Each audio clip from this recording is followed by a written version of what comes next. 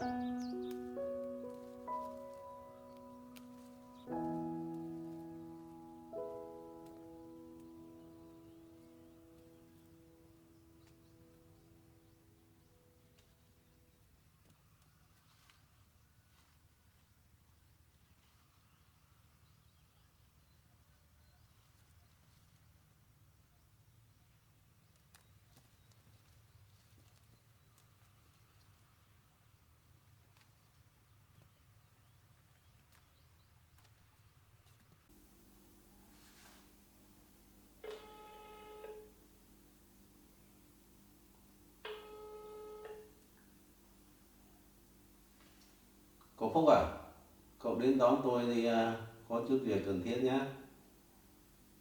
Rồi.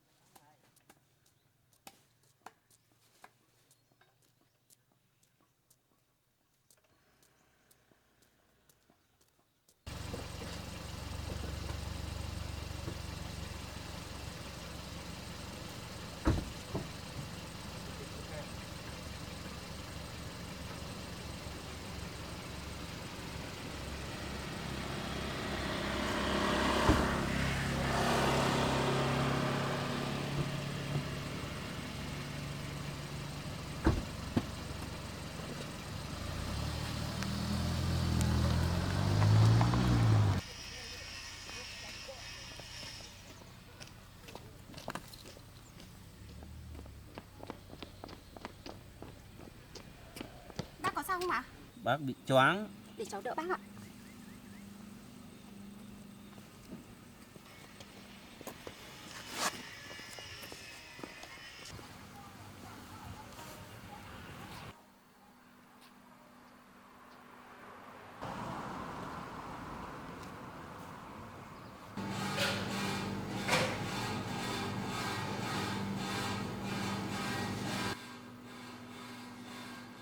Bác vào đây nghỉ đi ạ.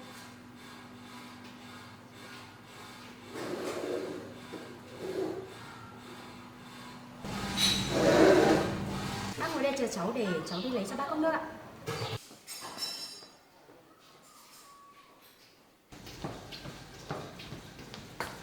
Bác uống nước đi ạ. Vâng ạ.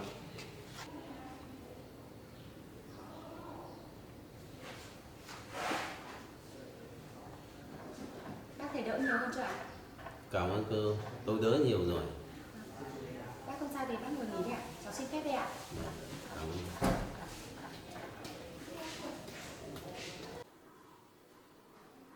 Cô gái này thật là tốt bụng.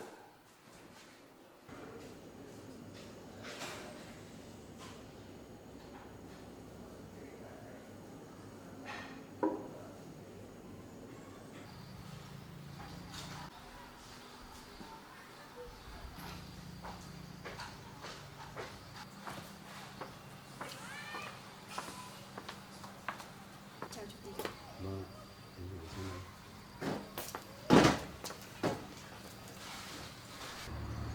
Chủ tịch sang đây lâu chưa? Tôi cũng sang đây được mấy hôm rồi. Tôi có mấy việc muốn hỏi cô. Vâng. Thời gian này công ty của Tony vẫn ổn chứ? Thưa chủ tịch, công việc của công ty vẫn ổn chủ tịch ạ.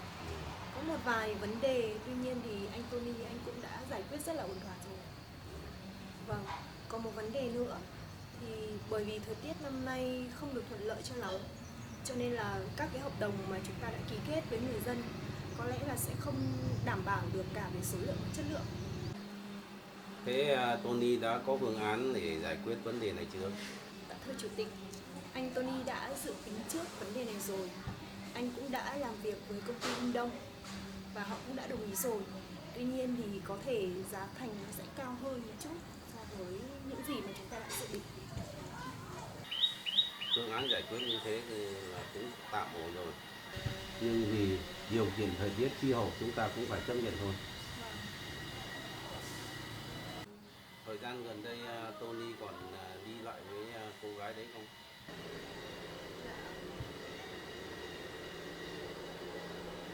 Hình như cô vẫn giấu tôi một điều gì. Thôi chủ tịch, anh Tony anh vẫn thường xuyên đưa vào trong trò chuyện.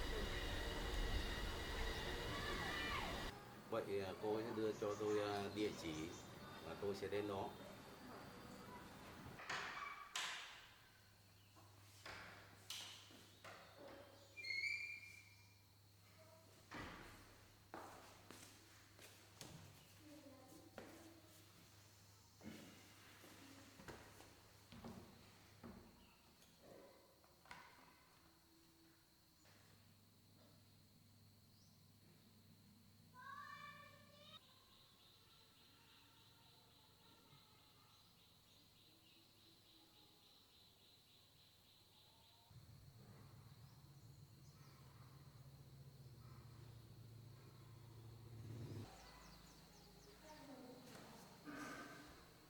Tony à con? Bố về khi nào vậy? Bố vừa về đây. Bố đi.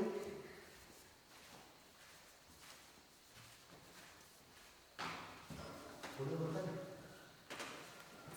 Bố sang đây khi nào, sao không gọi con đi đón? Thời gian này bố khỏe không? Bố sang đây được mấy hôm rồi nhưng bố tự đi có một số việc cần giải quyết với lại tiện đi thăm mấy người bạn cũ nên bố tự đi. Vâng. Công việc ở công ty thời gian này vẫn ổn chứ con? Bố mới sang bên này, quãng đường xa chắc bố cũng mệt. Bố cứ nghỉ ngơi đã. Còn việc công ty thì mình tính sau ạ. Ở việc ở công ty thì thời gian này thì cũng khá ổn, không có vấn đề gì nghiêm trọng ạ.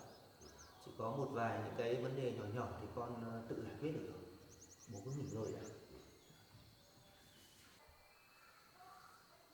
Tony này, bố nghe nói con có một bạn gái bên này rồi phải không?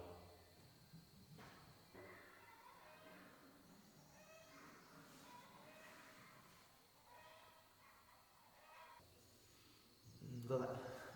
Thế nhà bạn gái làm công việc gì? Học thức thế nào? Nhà cô ấy ở đâu? Là bố mới về nước, con nghĩ là bố vẫn còn đang mệt. Vâng. Con nghĩ là bố nghỉ ngơi đi. Chuyện này bố con mình sẽ nói chuyện với nhau sau bố nhé. Bây giờ thì con lại có một chút việc ở công ty, con cần phải đến đấy gấp. Con hẹn bố tối nay con về xem bố con nói chuyện này bố nhé. Thế bây giờ bố nghỉ ngơi đi. Vâng. Con xin phép đến công ty một chút xong con về. Con chào bố ạ.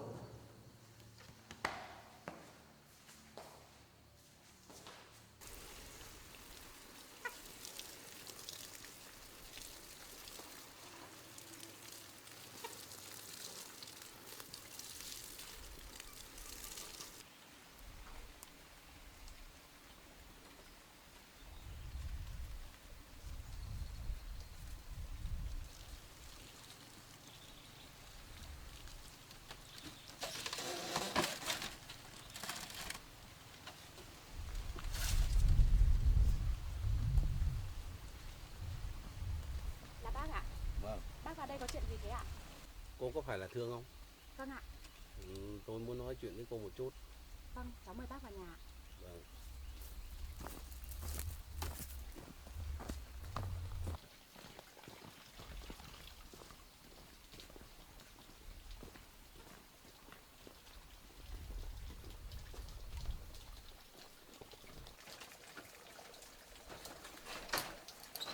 Cháu mời bác ngồi đây ạ.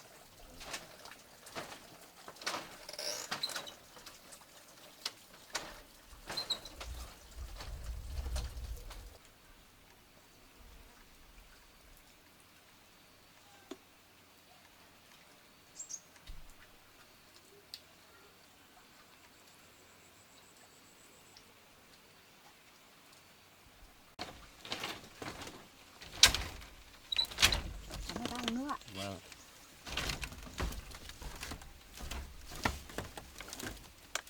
Cháu ở đây một mình à? Vâng ạ. Trang trại này đẹp quá, chăm sóc được thế này chắc là vất vả lắm nhỉ? Dạ, những công việc này cháu làm quen rồi nên cũng không vất vả đâu ạ.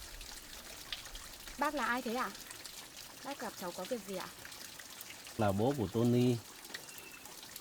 Và Tony quen nhau đã lâu chưa? Dạ, cháu và anh Tony quen nhau cũng một thời gian rồi ạ. Mà tại sao cháu và Tony lại quen nhau vậy? Dạ, lúc cháu gặp khó khăn, anh Tony đã giúp đỡ cháu rất nhiều ạ. Và Tony có tình cảm với nhau phải không? Vâng ạ. Hương này, cháu là một cô gái rất là tốt, nhưng chuyện tình cảm giữa cháu và Tony không nên tiếp tục nữa. Tony là con trai duy nhất của bác muốn Tony tìm một người phù hợp. Hoàn cảnh của Tony và cháu không phù hợp, cháu hiểu ý bác nói chứ?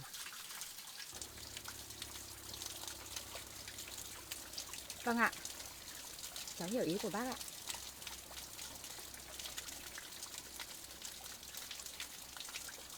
Cảm ơn cháu, hôm nay cháu đã giúp đỡ bác. Bác ở đây. Vâng ạ, cháu chào bác ạ.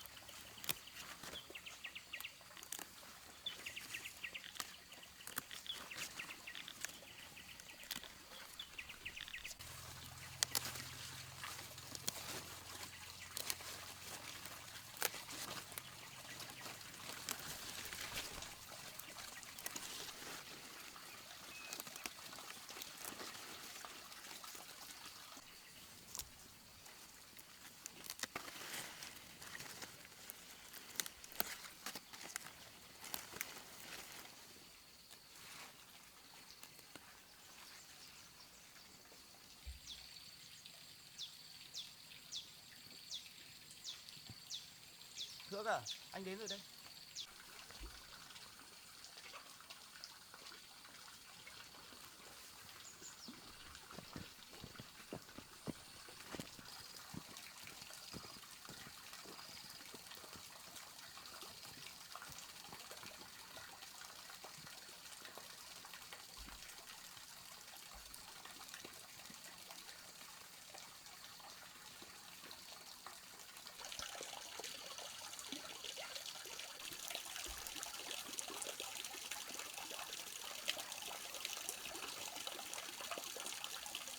Em có chuyện gì vậy?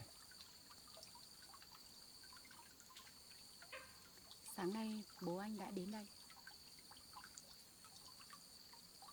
Bố anh đến đây nói chuyện gì với em vậy? Ông ấy không nói gì nặng nề đâu ạ. Bố anh chỉ nói anh với em không phù hợp.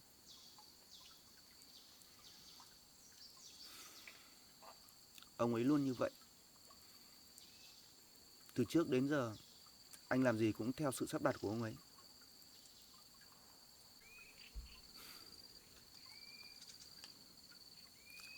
Anh xin lỗi vì chuyện bố anh đã đến đây.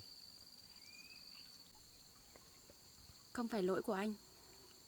Em hiểu vị trí của gia đình anh và vị trí của em.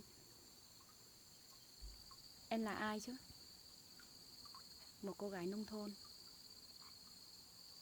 không học thức, không gia đình danh giá. Em không xứng đáng với anh. Sao em lại nói như vậy? Em biết là anh chưa bao giờ quan tâm đến những điều đó mà.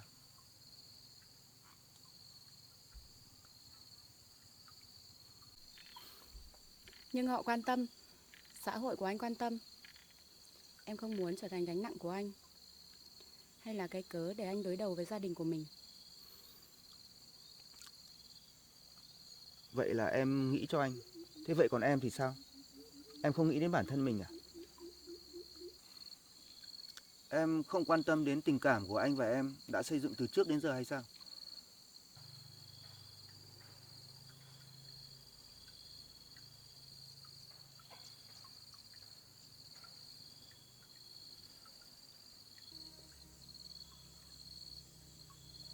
Nhưng em cũng đủ tỉnh táo để biết tình yêu không sống nổi giữa áp lực và sự phán xét. Bố anh đến đây không phải để xúc phạm em. Ông ấy đến đây để nhắc em rằng thế giới của anh không dành cho những người như em. Vậy em muốn từ bỏ? Chẳng nhẽ chỉ vì một lời nói của bố anh mà em định bỏ lại tất cả những gì mà chúng ta đã từng cố gắng để xây dựng với nhau?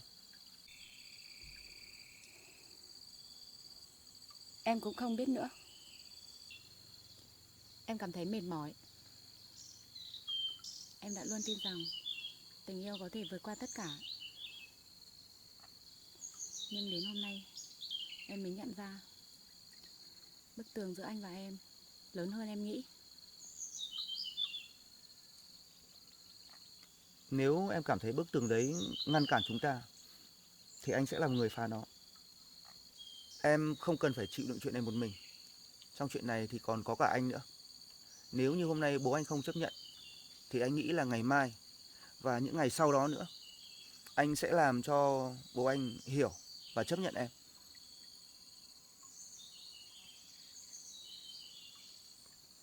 Anh chắc chứ? Đấu tranh với chính gia đình của mình không dễ. Em không muốn chỉ vì em mà anh mâu thuẫn với gia đình. Nếu như không dám giữ lấy người mình yêu thì với anh những thứ khác không còn quan trọng nữa.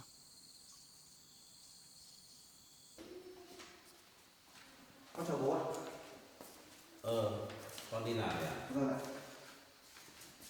Bố đang xem báo cáo đấy. Vâng.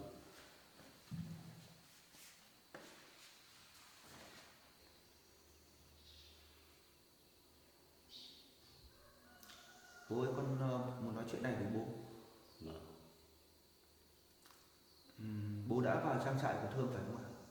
Đúng rồi. Bố vào đấy làm gì vậy? Bố đã nói chuyện gì với Thương? Con biết là bố sẽ không đồng ý mối quan hệ này. Tại sao con vẫn tiếp tục? Con là con trai duy nhất của bố, là người thừa kế duy nhất của gia đình này.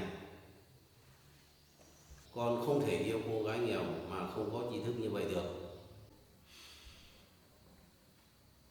Bố à, Thương không như bố nghĩ đâu. Tuy Thương là một cô gái nghèo, không có học thức, nhưng Thương là một cô gái tốt bụng, có lòng tự trọng. Và quan trọng hơn nữa là cô ấy có tình cảm thật với con. Con mong là bố hiểu cho con. Tình yêu à? Con nghĩ tình yêu sẽ nuôi sống con được à? Tình yêu có thể gánh vác gia sản này à? Cô ta thì có gì? Không có gia đình, không có đất đai, không có học vấn, không mối quan hệ. Con à, con nghĩ cô ta xứng đáng với con không? Con nghĩ rằng là bố đang đánh giá Thương qua đồng tiền. Chính bố đã dạy con rằng là giá trị ở một con người thì nằm ở nhân cách và không đánh giá qua đồng tiền. Thương có thể là cô gái nghèo, cô ấy không có học thức, cũng ít mối quan hệ, nhưng con cảm nhận được Thương là cô gái tốt bụng, chăm chỉ. Cô ấy biết vươn lên trong cuộc sống.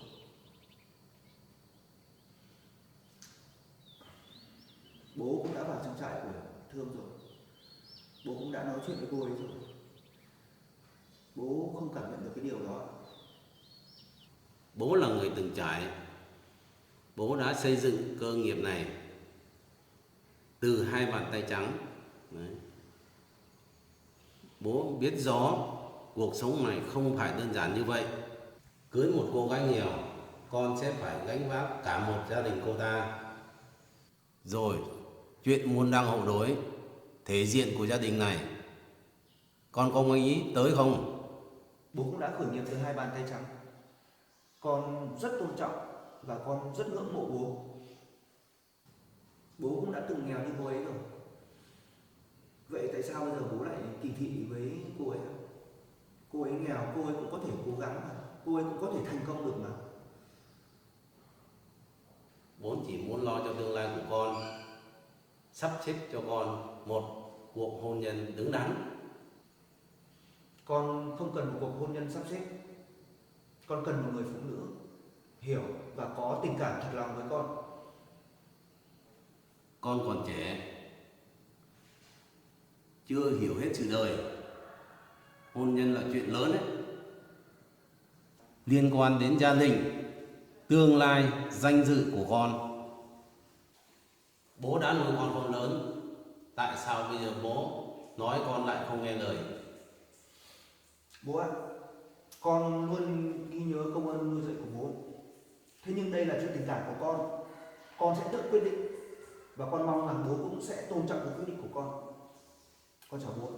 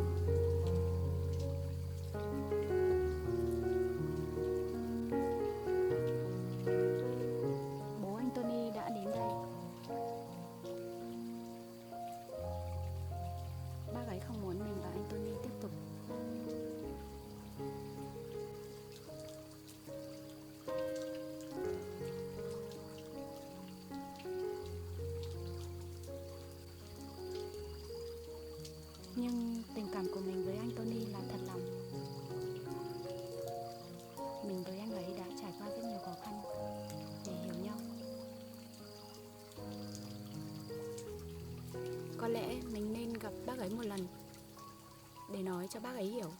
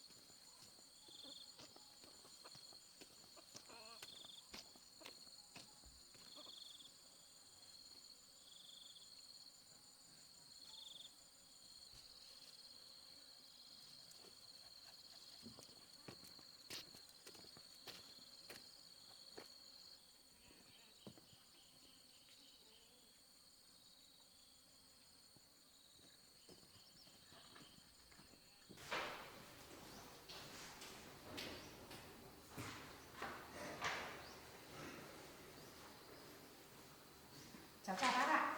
Vâng, chào cô. Cô đến đây có việc gì không? Dạ, thưa bác, cháu có chuyện muốn nói với bác. Bác có thể cho cháu một chút thời gian được không? Mời cô vào nhà.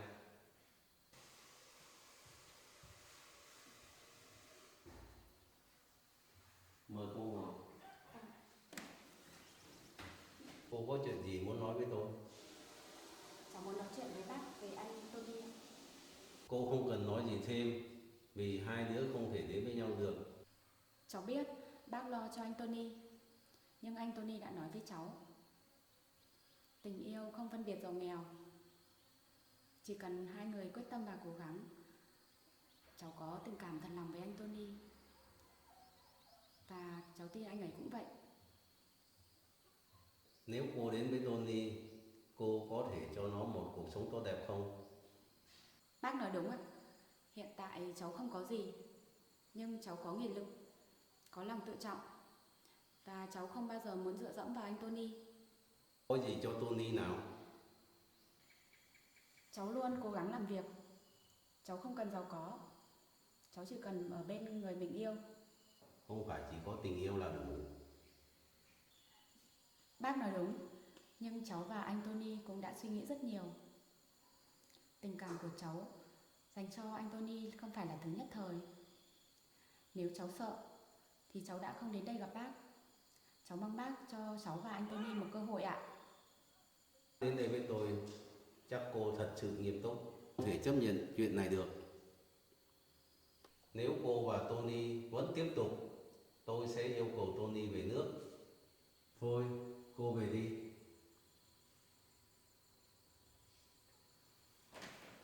Cháu chào bác ạ. Vâng.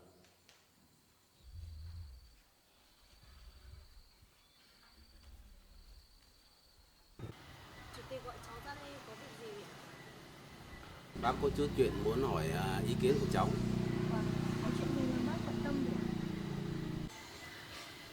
Chuyện của Tony và Thương, tôi cũng không biết nói mối quan hệ đó là gì.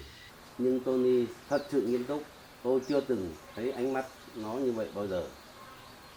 Nhưng mà anh Tony anh đã trưởng thành rồi. Cháu nghĩ là lần này anh ấy thật sự yêu. Yêu thì yêu, tại sao lại là cô gái ấy, một đứa không học hành đến nơi đến chốn. Cháu biết đấy, cô gái đấy không có việc làm, gia đình, bố mẹ không có gì cả. Cháu thử nghĩ xem, một cô gái như thế có thể làm dâu được nhà bác không? Cháu hiểu cảm giác của bác. Nhưng mà cháu nghĩ rằng chính cuộc sống của cô ấy như thế thì sẽ khiến cho cô ấy trở nên sâu sắc và kiên cường hơn rất nhiều cô gái khác. Nhưng chúng ta là ai? Gia đình này, chúng ta đứng đầu ngành tài chính. Danh tiếng không thể bị ảnh hưởng vì một lựa chọn sai lầm của Tony. Thưa bác, danh tiếng rất quan trọng, nhưng liệu có đáng để đánh đổi sự tin tưởng và mối quan hệ giữa cha và con? Nếu như mà bác bác bỏ tình yêu này thì liệu anh Tony anh sẽ chọn ai? Ý của cháu nói tôi nên chấp nhận cô gái đấy. Không ạ, cháu chỉ nghĩ là thay vì đánh giá cô ấy thông qua lý lịch, thì cháu nghĩ rằng là chủ tịch có thể xem cô ấy thông qua cái cách mà cô ấy đối xử với chính người mà chủ tịch yêu quý nhất. Thực ra tôi đã gặp cô gái đấy, rất lễ phép và tốt bụng. Cô ta dám đối mặt với tôi để bảo vệ tình cảm của mình. Cháu thấy cô ấy có lẽ vì hiểu được khoảng cách giữa hai thế giới. Điều này chứng tỏ rằng chị thương chị rất dũng cảm. Làm sao tôi biết cô ta không đến vì tiền? Vậy thì bác có thể quan sát, thay vì phán xét thì hãy cho cô ấy một cơ hội. Tình yêu sẽ thật sự bền vững nếu như trải qua quá trình. Còn nếu như mà nó chỉ là cảm xúc thoáng qua thôi thì cháu nghĩ là nó sẽ tự biến mất.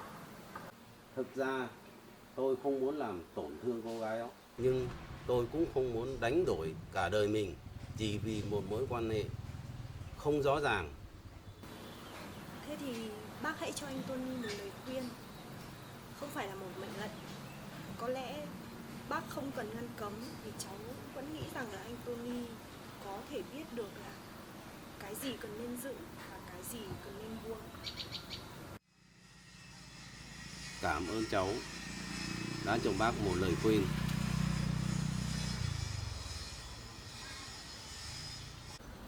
Không có gì đâu ạ. Nếu như mà chủ tịch có việc gì cần thì chủ tịch có thể gọi cháu. Cháu luôn ở đây và sẵn sàng bất cứ lúc nào.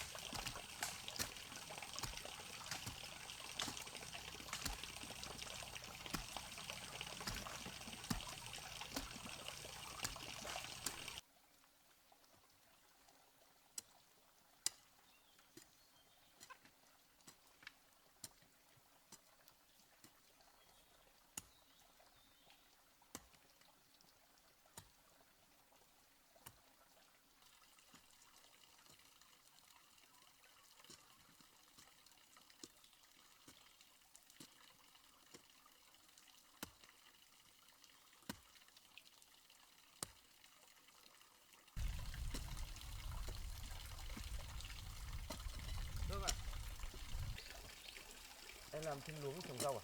Vâng ạ. Em định trồng thêm gì ở đây? Em được trồng hết ạ. Thế gì? Trồng hết. Thêm luống. Luống cũng hơi to lắm. Thế thôi, phải cho nó bò lên. Được rồi.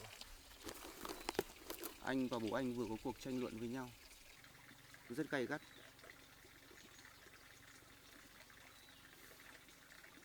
Có vẻ như ông ấy đã giận anh.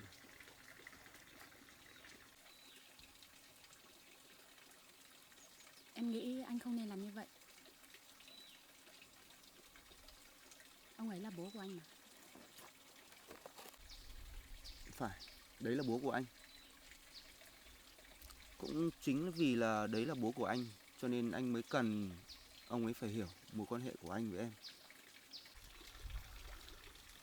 Anh không thể nào để ông ấy nói những lời với em như vậy mà anh lại im lặng được. Bố anh đến đây cũng không nói gì nặng lời với em đâu ạ. Bố anh cũng không nói gì xúc phạm đến em. Bố anh chỉ nói đến hoàn cảnh thực tế của em thôi ạ.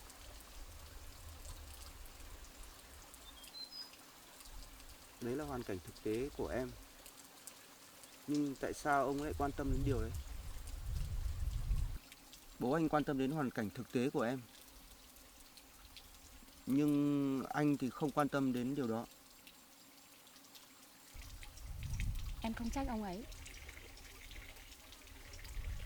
Em nghĩ người làm cha làm mẹ nào cũng muốn con mình lấy được một người xứng đáng.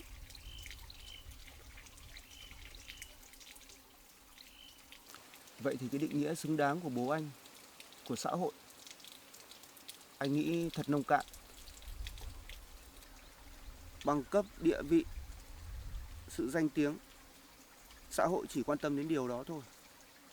Thế còn tình yêu, lòng nhân hậu và sự hy sinh nữa thì sao? Anh nhìn thấy tất cả những điều đó đều có ở em.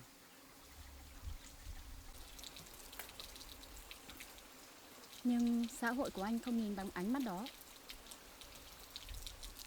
Vậy thì để anh bước ra khỏi cái xã hội đó. Nếu bây giờ để anh sống thật và sống để vừa lòng người khác thì chắc chắn rằng anh sẽ chọn sống thật, sống với đúng tính cách con người của anh.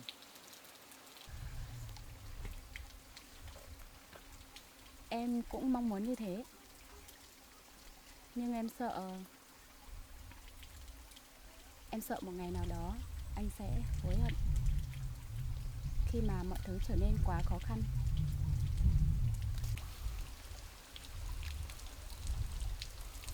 Cho dù khó khăn đến mấy thì anh cũng cố gắng vượt qua được. Chỉ cần là ngày nào anh cũng được nhìn thấy em như bây giờ. Cho dù là tay em có lấm lem vì bùn đất, tóc em có rối đi chăng nữa, nhưng ánh mắt của em nó ấm áp hơn tất cả những gì anh đã từng có.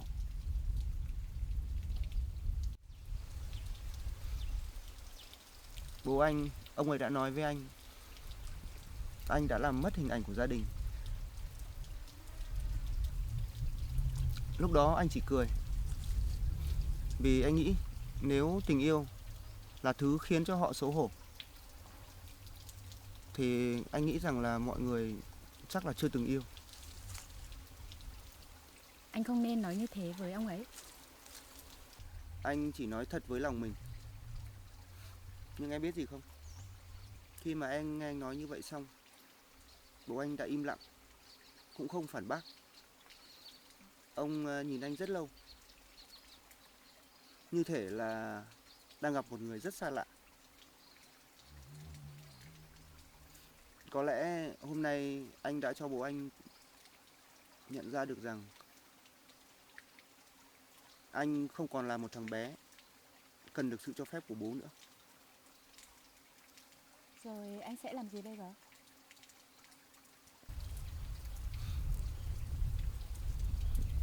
Chúng ta sẽ bắt đầu từ nơi này.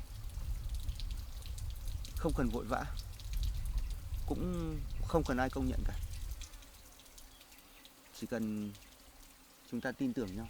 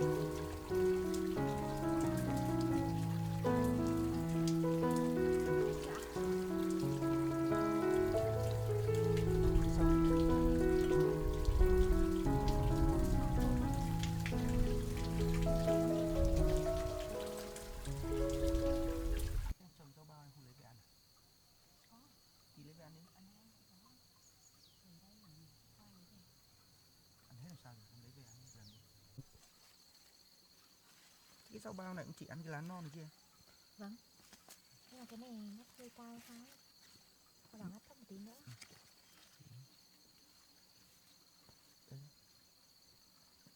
Đấy.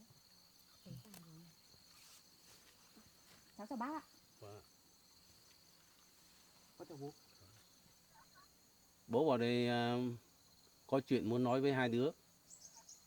Vâng ạ, thế bố lên nhà đi ạ. Vâng.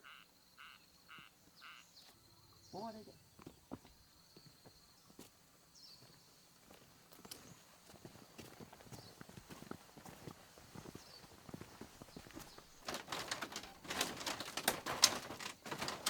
Bố vào đây đi ạ.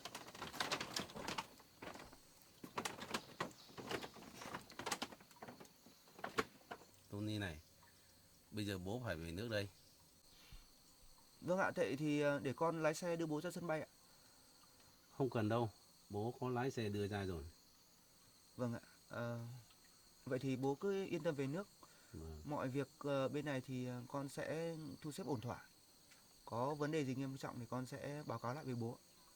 Bố thấy hai đứa tình cảm thật lòng với nhau. Tuy rằng hai đứa khác nhau về địa vị. Nếu các con có tình cảm thật lòng với nhau, các con cố gắng vượt qua nó. Vâng ạ. Cháu cảm ơn bác đã hiểu và thông cảm cho cháu. Cháu và anh Tony sẽ cố gắng giữ gìn tình cảm này ạ. Vậy thì hai con cố gắng. Vâng ạ. Bố về đây. Vâng, con chào bố ạ. Chào bác ạ.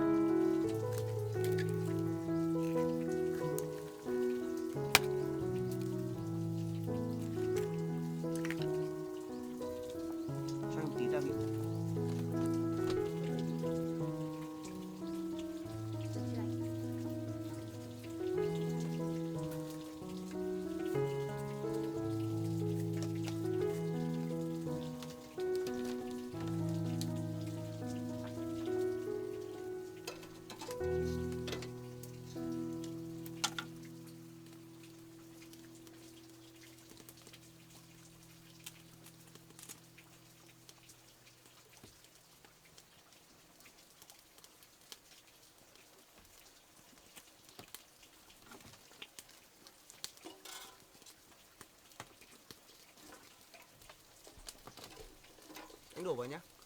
Đợi một tí nữa anh. Rồi đấy. Anh cho vào nhá. Vâng.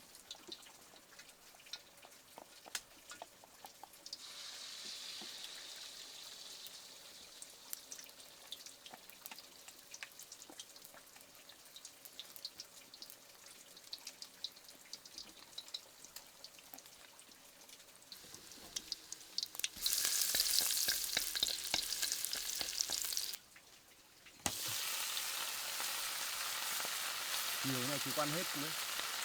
Anh ngót đi mà.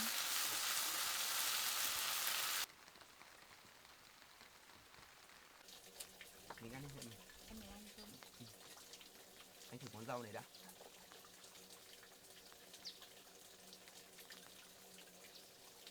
Anh thấy thế nào ạ? Ngon đấy.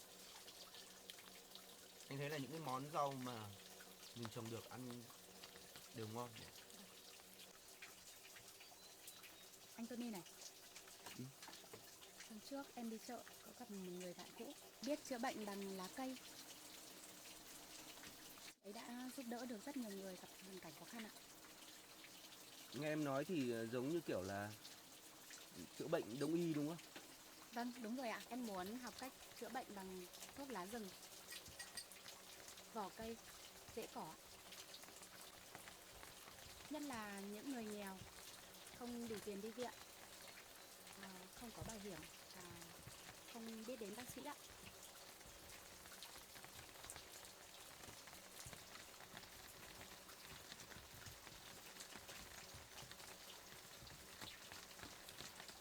Em đã suy nghĩ kỹ chuyện này chưa? Em suy nghĩ kỹ rồi ạ. Mấy hôm trước em có gặp một bác bị cảm lạnh. Chỉ vì không có tiền đi viện mà cả tuần bác không khỏi được. Em vô tình lấy ít lá tía tô với cả gừng sắc cho bác uống. Kỳ lạ là hôm sau bác đỡ hẳn ạ. Thế à? Từ đó em cảm thấy mình rất thích nghề này ạ. Có vẻ như em rất thích nghề này. Vâng, Nhưng nghề này sẽ vất vả đấy. Anh thì cũng không am hiểu nhiều về ngành này. Nhưng anh nghĩ là nếu em muốn làm được nghề này thì em sẽ phải học cách nhận biết từng loại lá cây một. Em sẽ phải học cách đi rừng để lấy lá thuốc. Và em cũng phải học nhìn cách sắc mặt của bệnh nhân để khám bệnh cho họ nữa. em biết là sẽ vất vả, nhưng em thật sự muốn theo đuổi nghề này. Vì sẽ giúp được nhiều người gặp khó khăn ạ.